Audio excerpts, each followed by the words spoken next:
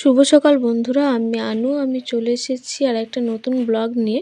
তো আমার এই নতুন ব্লগে তোমাদের সবাইকে স্বাগত জানাচ্ছি। তো দেখো, আজকে ভাজা পুলি বানাবে। তো মা 1 কিলো মতো সবজিওয়ালার কাছ থেকে মিষ্টি আলু মানে শাক আলু নিয়ে এসেছে।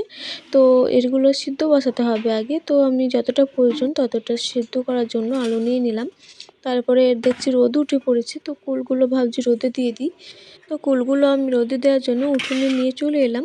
আর এই যে বাগান থেকে কালকে আমার হলুদ তুলে নিয়ে এসেছিলো, আরও আছে, অল্প কটাই নিয়ে এসেছিলো মাখবো বলে। আর এখানে কুমড়োর বিচিগুলো রোদে দিয়ে দিয়েছি, তেলও রোদে দিয়ে দিয়েছি, আজকে মাথায় দেবো তেল।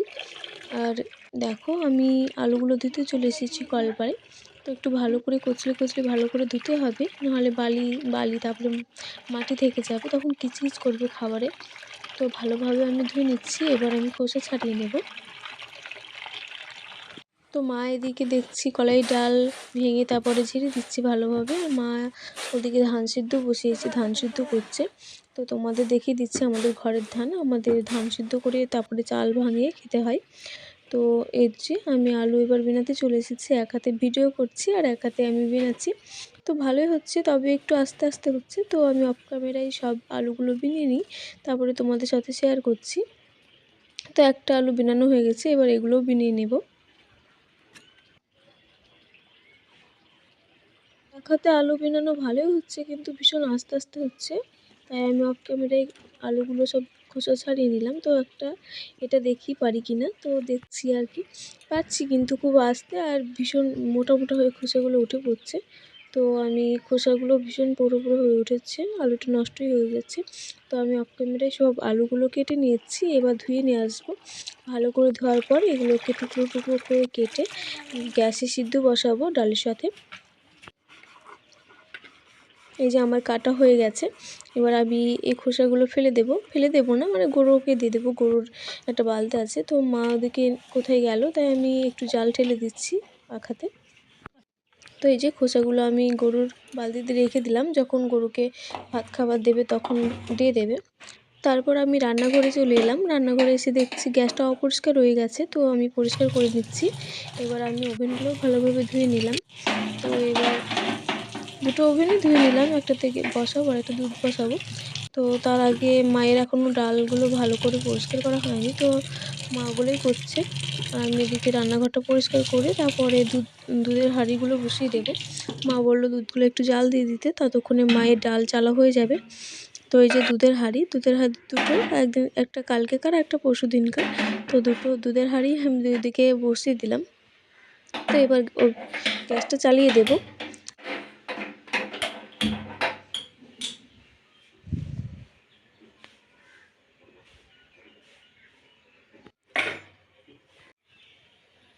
তো ওই দিকটা আমি একটু ভালো করে গুছিয়ে পরিষ্কার করে নিচ্ছি, যতক্ষণে দুধটা একটু তাতুক ততক্ষণে এদিকটা আমি পরিষ্কার করে নিলাম।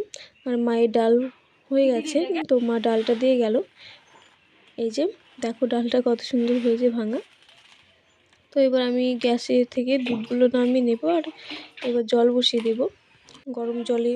তারপর ডালটা দেব, আগে আলু আর জলটা বসিয়ে দেব।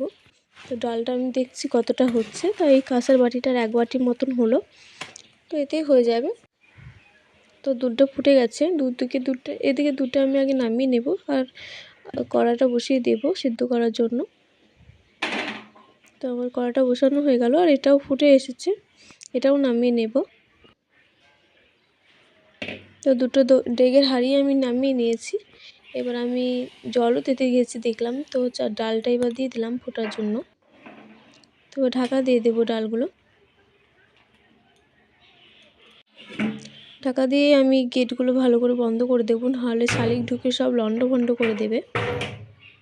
তো ভালো মতো জানালাটা লাগিয়ে দিলাম, এবার আমি দরজাটা লাগিয়ে দেব। তো মা আছে ওই বাড়িতে, গোয়াল বাড়িতে। তো ওখানে যাব একটু জেঠিমাদের বাড়িতে আর কি। তো জেঠিমা দেখো কি সুন্দর আঁকা বসিয়েছে এখানে, তো সেটাই দেখাচ্ছি তোমাদের আর কি। আর এখানে কি দারুণ ফুল গাছ হয়েছে। আর এই যে জেঠিমাদের একটা গাছে বেগুন ধরেছে, সরু সরু লম্বা লম্বা, ভীষণ বড় বড়। তো সেটাই দেখালাম তোমাদেরকে। আর এই যে এটা আমাদের বাড়ি, এবার আমি বাড়ি চলে এসেছি। চলে এসেছি আর মাকে বলে এসেছি দেখতে। তো চলো তাড়াতাড়ি আমি স্নানটা করে নিই, নিচে গিয়ে আবার দেখা হচ্ছে। স্নান হয়ে গেছি, স্নান করে আমি চলে এসেছি। এবার যাবো নিচে গিয়ে পিঠেগুলো ভাজবো। দেখি মা কতদূর কী করেছে। তো এবারে আমি নিচে যাই। নিচে এসে দেখি ডালগুলো সিদ্ধ হয়ে গেছে, মা গ্যাস থেকে নামিয়ে নিয়েছে। আর এদিকে গ্যাসে জল বসিয়ে দিয়েছি গরম হওয়ার জন্য। ময়দার খুমির বানাবে আর কি, পিঠে বানানোর জন্য খুমির দরকার হয়। তো লবণ দিয়ে দিল মা আগে জলে, তারপরে আমি ময়দাকে একটু একটু করে দিয়ে দিচ্ছি, আর মা ওদিকে নাড়ছে। তো তারপরে ময়দাটা সম্পূর্ণ দেওয়া হয়ে গেল। এবার মা ভালোভাবে নাড়াচাড়া করে তারপরে নামিয়ে খুমি মেখে দেবে। আর এদিকে আখের গুড় নিয়ে এসেছে দোকান থেকে, তো সেটাই তোমাদের দেখলাম। আর এই যে খুমি কমপ্লিট হয়ে গেছে, এবার মা নামিয়ে নিল। তো আমি একটু খেলা করছিলাম আর কি, ময়দা নিয়ে মিষ্টি বানাচ্ছিলাম। আর এদিকে মশলা আছে, মশলা দিতে হবে। তো মা হলুদ, লবণ, তারপরে আমি এখানে মৌরি দিয়ে দিলাম, কিছু মৌরি বেছে বেছে দিয়ে দিলাম। মৌরি দিলে আর কি হয়, একটু সেন্ট সেন্ট লাগে, ভালো লাগে খেতে। তো একটু মা বলছে এটা নেড়ে দে, তাহলে তাড়াতাড়ি ঠান্ডা হয়ে যাবে। ভীষণ গরম, তো ঠান্ডা হয়ে গেছে, এবার মা মেখে দেবে। তো তার জন্য ওই যে সিদ্ধ করার ওই আলু, তারপরে কলাই ডাল ওটা দিয়ে দিল। এবার গুড় দিয়ে তারপরে ভালোভাবে মেখে তারপরে বানিয়ে ভাজতে হবে। না, তো এই যে আমি বানাচ্ছি, মাও বানাচ্ছে। তো আমি কটা বানিয়ে গ্যাসে ভেজে নেব।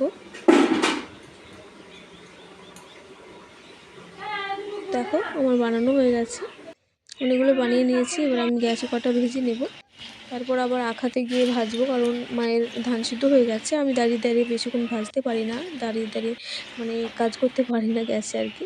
তো আমি বসে বসে আখার পরে চলে যাব, আখার পরে গিয়ে ভাজবো। আর এদিকে মিষ্টির রসও হতে দিয়েছে, দুধের রস আর কি, মিষ্টির রস না।